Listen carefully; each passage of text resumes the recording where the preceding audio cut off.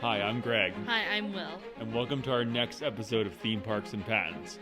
Today we're talking about the continuous loader patent, and I barely know anything about this.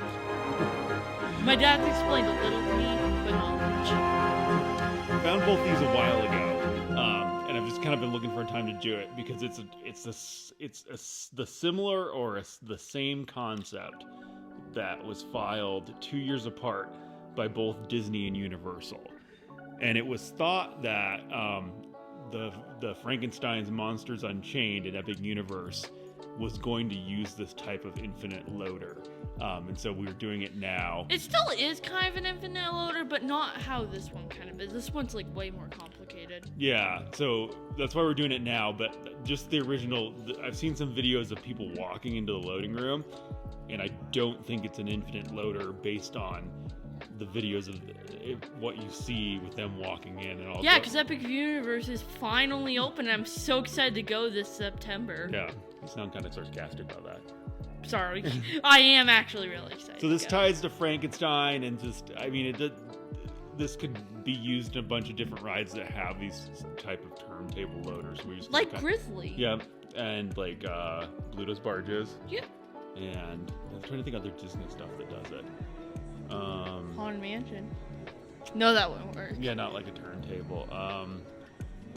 Ones that have like the moving belts, kind of like a Hagrid's, or here at not Cannibal, Primordial. Yeah. And then our. But it's not but it doesn't go around. It's just a straight track. Well, there's a way. We'll get to the picture where you can do it straight. Oh. It's like a hot dog or like a big oval, like a racetrack. Oh.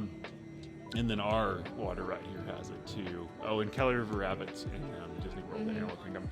So anyway, this is just the idea that I guess Grizzly River is a good example. We have pictures of it that I'll put up. It's a turntable. You get on, and you're getting off. People are getting off the ride and going around part of the turntable and loading, and then getting sent off on the raft ride. Grizzly even has a stationary spot, kind of almost completing the circle off to the side, where like handicapped people can get on. Yeah, anyone that needs like special loading.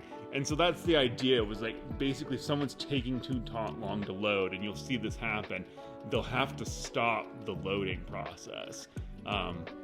This happens in Grizzly quite a bit, and in this case, it makes it the loading station can complete a full circle. So you can see that in the figures. And then when it's ready for you to like go on the real ride, then it can just like switch you onto the track. Yeah. So I mean, the best way to probably is to talk about Figure 1. This is the Universal patent. They filed 2 years ahead of Disney.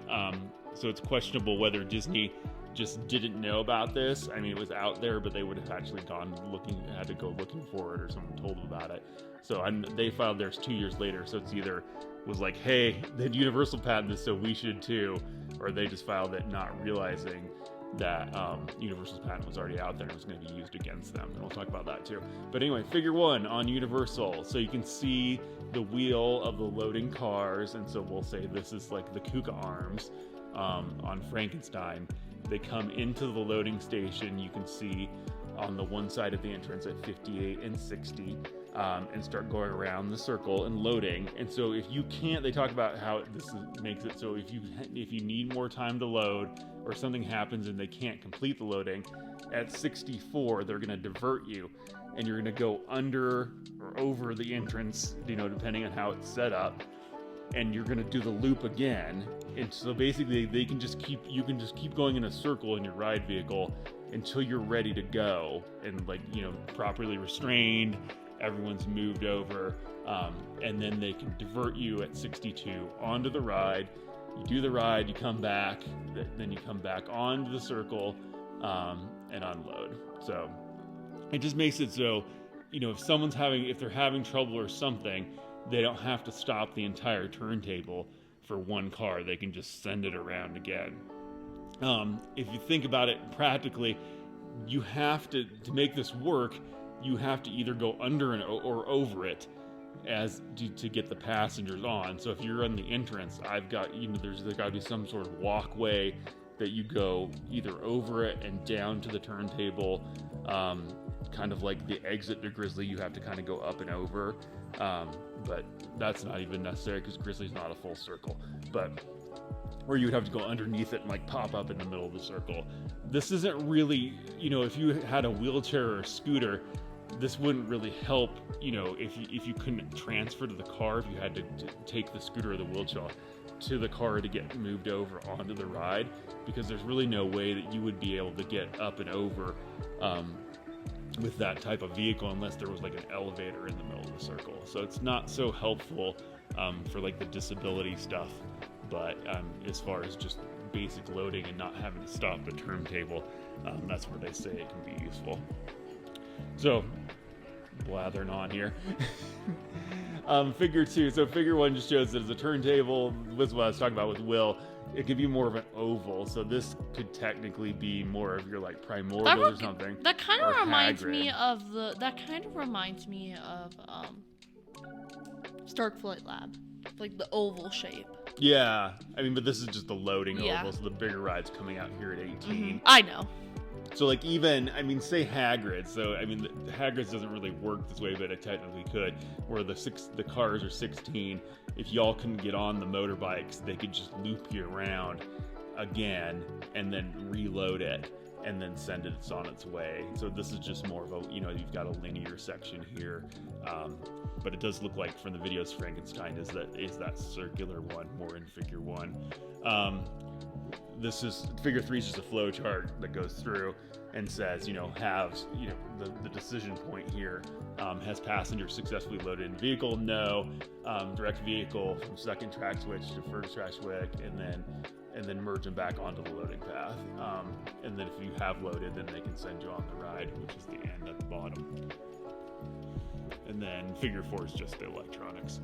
So that's the basic idea. So Universal actually has 3 patents in this, and they were pretty aggressive about it. They patented it in, I was gonna see here, pull it up. Just a bunch of different countries: U.S., Korea, Europe, Spain, Japan, China, Singapore, Canada, China, and yeah, they have a couple in China, a couple in U.S., a couple in Japan. So they've been pretty aggressive about this. So I figured it's something they're going to use.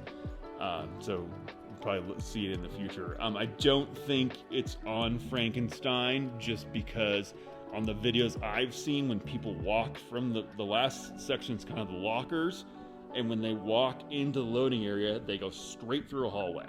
So if you imagine you have this circle like in figure 1, you couldn't walk straight into it because you would run into a car that's going around the track. Or there has to be somewhere where the car could cross that area, which it doesn't look like it can. So you would have to have something where you went up and over to get to or down and under to get to the turntable. And so what I've seen, and we'll do a follow-up on this when we go to Epic Universe, and we'll take a video and do a short on it. But I don't think they actually use this. We're gonna have to get special permission to take a video on it. Well, just the loading you can film. Oh. I don't, not the ride. And so another thing is what I think they did is there's another patent here that they did with a different company that helped them. What's it called? The TWT group, who did this, the blocking system to get the KUKA arms in here for the loading, and how that all works in a circle. And so they talk about it in this other patent. They show the same things. We might use this as an infinite loader, but if you look at the blocking system in figure 3, you can see the tracks coming in. You can see the blocking system, which makes it so it can lock onto the KUKA arm, and make sure that there's not holes in the floor for people to fall in when the KUKA arm's in there, when they're loading, and then sends it back out. There's no infinite loader in this figure, and I think that's what they ended up going with, based on the videos I've seen. Oh, and also I watched a little bit of the loading station on Monsters Unchained. I'm not entirely sure. This is my guess. I think I saw there would be a wall where the KUKA arm would go, so I don't think they do it. We'll have to see when we go next year. Oh, where would it go? If it was an infinite loader, for the KUKA arm, there'd be a wall where the KUKA arm would have to go, so the KUKA arm would just run right into This is a how wall. it works right here. So figure 5. See how they load the KUKA arm loads in underneath, so you can see the arm under there. Yeah. Do you see that? I think there's a better picture of it. Maybe not. So it slides in between these little flaps. So No, like right there, where there would be a wall right there where the KUKA arm would go. I don't think. Okay. I don't think I Monsters. think it's underneath it. See it right here. Yeah. So there's I the don't KUKA think. arm. Yeah, I don't think Monsters And it's Unchained. coming up right I don't there. think Monsters Unchained is an infinite loader. We're gonna have to see when we go. Okay. So, anyway, that's the second patent we found, and I think that's what they ended up using, the blocking system, and then they didn't end up using the infinite loader. Late to the party was Disney. Filed this 2 years later, maybe to protect what they did. So basically Universal comes in first, gets the general concept, and gets that patented. They have like 3 different patents on it. And so this is kind of interesting to describe. Disney files the same concept where they wanted this infinite loading thing. Theirs is much more specific with the tracks. This figure 1 shows the electronic kind of layouts of what the logics of the system looks like. Figure 2 shows a similar loading and loading with the loop in the middle. Then they go into a lot more specifics of like, this would almost be, they look like they're using this as a roller coaster where you've got all the guide wheels on a track. So they go more into the specifics of how the track transfer works. Basically, because they have to, because Universal is blocked out. They can't patent the basic, the broad concept anymore, because the Universal patent is now being cited against them when they try to go get their patent, because the Universal patent had already published half a year before this came out, so it was used against them in prosecution when they tried to get their claims as what you call prior art, and so they have to go through it and convince the examiner at the USPTO, why their system is different. So through the claims that Disney ended up getting, they had to claim, okay, well, we want this kind of like switch track thing, but they talk about how it'll be biased in a certain direction, like it'll be biased closed or biased open. And so it'll spring back to its original position once it gets moved. So if you were to move, let's see, a kind of roll, they have a ton of figures here that just show the different ways the cars can transfer on the track.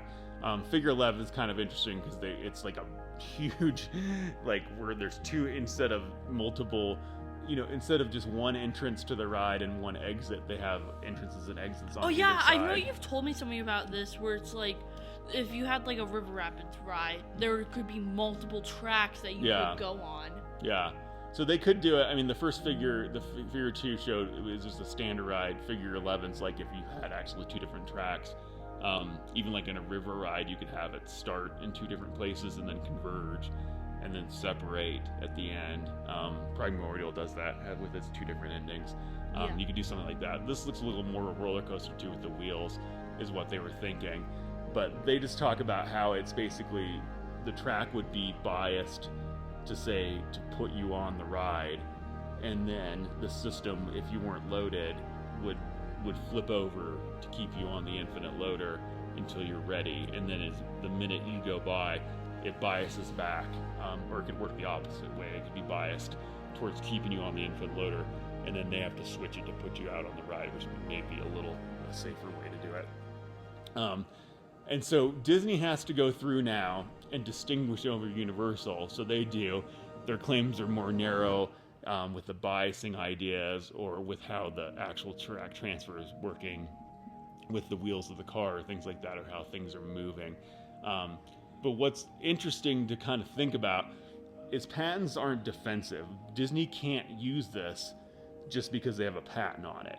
So arguably, if Disney wants to use the infinite loader, Universal has some pretty broad claims to it. They're most likely going to be blocked out from doing any of the concept that that is more generic that Universal has on it.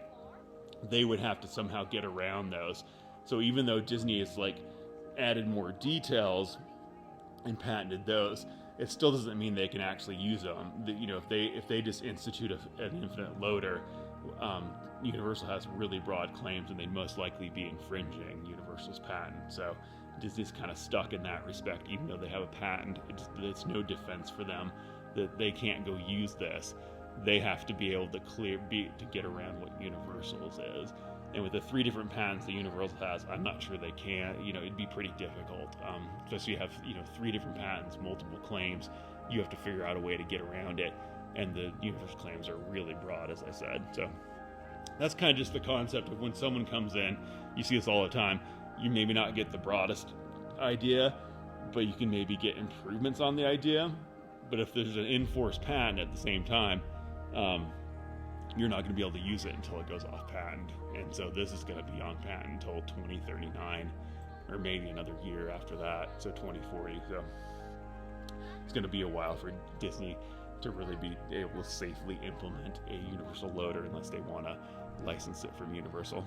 Anyway, that was a long discussion on infinite loaders. Yep, with like 16 minutes. I think this might be our longest video. Yeah. So anyway, that was it. Interesting. I always thought these were interesting. I'm glad we got a chance to do them. It was interesting that Disney and Universal did the same thing, almost a couple years apart. The same idea. Imagine they just filed the exact same patent at the exact same time. Yeah, and then they both can get it. Wait, is that actually how it works? Yeah, I mean, because they can't. It gets difficult. You don't have to explain it then. Yeah, you want to make this like a 25-minute video? No. It's all based on date of filing. So technically, yeah, if Universal beat Disney by a day, the same effect would happen. It's just a question of, was this actually even public? Was these things the patents don't get published until 18 months after they're filed. So you can get some weird things where if they're prosecuting the claims, if the claims are getting examined. Wouldn't that be 1 year and 4 months? 1 year and 6 months. Yes, 6 months. Before that time, you could both end up with the patents. And there's ways in the patent office to fight it with that, called interference procedures. Yeah. So anyway, that's it I have for this one. Want to say goodbye? Before I say goodbye, I just want to say one interesting fact that I know about Epic Universe. It won't give away too much. No spoilers, Will. It's just that my dad said this to me, and he's like, well, you can watch a video, but people have said when you watch a video of Monsters Unchained, it's like you're watching a video of Rise of the Resistance. Because you can't tell how big the rooms are unless you actually ride the ride. I have no idea how they would do that on Monsters Unchained, like how the rooms would be that big, but I'm excited to see. Big rooms, lots of effects. I think the common thought is you just can't appreciate it unless you're there in person. It doesn't transfer to film like someone's phone or their whatever they're taking. That's why I'm trying to stay away from the videos of any of the rides. Or their Google Lens glasses or whatever else you can film with. So yeah. Well, I hope you have a marvelous day and goodbye. Thanks, everyone.